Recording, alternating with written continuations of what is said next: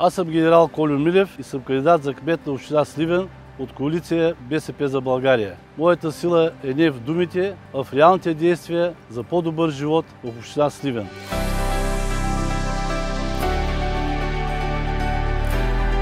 Ще гласувам за Кольо Милев и БСП за България, защото вярвам в младите. Те са енергията в един град.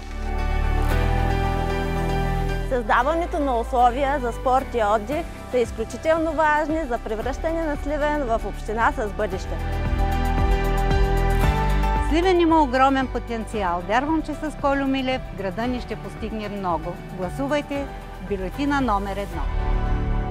Когато аз бях кмет, построихме този парк Юнак. Успешно завършихме площадното пространство пред площад Хаджи Димитър. Построихме фонтаните пред общината и площадното пространство, ларгото от Стария бряз до Розова градина и се гордеем с възстановяването на историческата крепост Стоида. Аз вярвам на Кольо Милев. Преди да стане кмет през 2011 година, това място беше една пълна развалина. Той направи тази крепост да съществува, да привлича туристи в нашия град.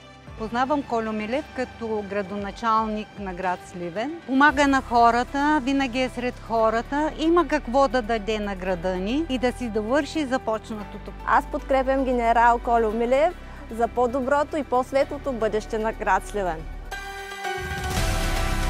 Поставили сме си високи цели за Сливен. Вярвам, че с вашата подкрепа може да ги постигнем. Подкрепете ни с номер 1 в бюлетината.